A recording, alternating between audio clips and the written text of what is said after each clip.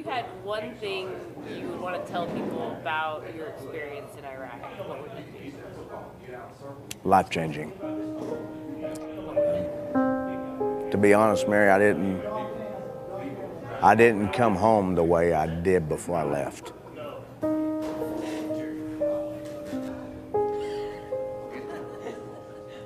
So my name's Stephen Hines. Deployed with the 1450th Transportation Company in March of 2004. Went to Iraq. Spent almost 13 months over there.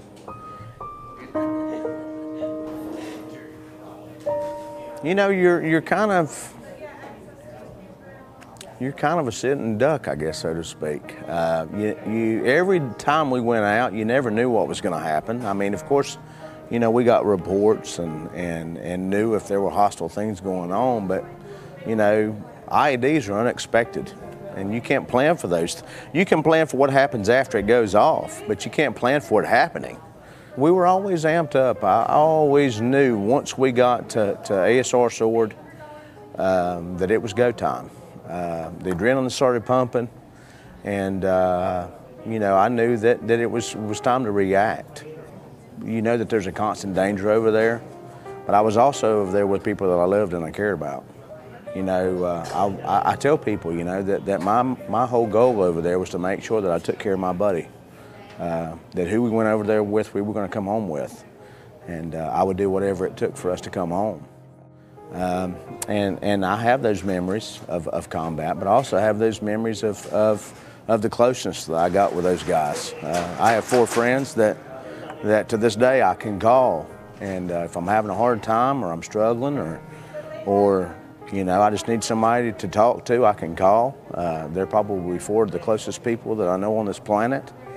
And I love them and I care about them. And so if I'm ever struggling, I know I can reach out and call. One of my best friends to this day, who is here tonight, we drove to East Scandaria, and the first night we were there, we had some of our unit was parked, or some of our mission was parked along where the power plant was. And then the other part was parked along the street line. And we had big, huge Jersey barriers.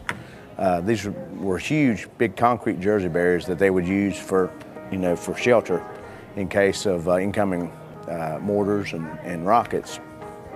And so we had went and picked these things up in Kuwait, and we were taking them north. Well, that night, we were all bunked in, and I decided I was going to put my cot inside one of the Jersey barriers. I said, you know, if they're going to bomb us, they're going to have to bomb through this Jersey barrier. And Gary Davis and David Brown were on the other side, over by the power plant. And so when they lobbed these mortars in, there was probably about a volley of 10 mortars that came in. And whenever those mortars came in, all of a sudden, I looked down the street, and here comes Gary and David with their cots and all their gear on their shoulders. And they were walking up and they were like, hey man, you got any room in those Jersey barriers, man? Said, we want to sleep in them Jersey barriers tonight.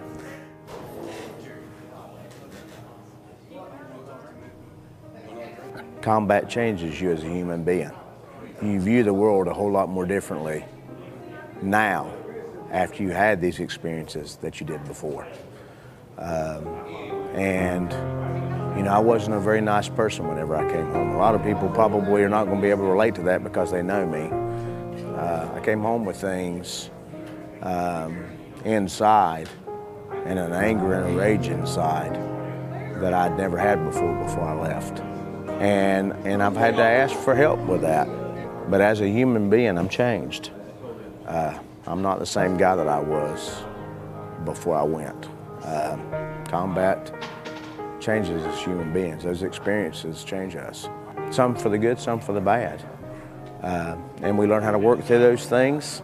The great part about it is I get to use those same experiences now to have an impact on on a fellow veteran's life that is struggling, that doesn't know, that hadn't made their way back home yet.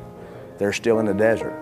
And hopefully I get to play a small part in letting them know that, hey, there's a way home.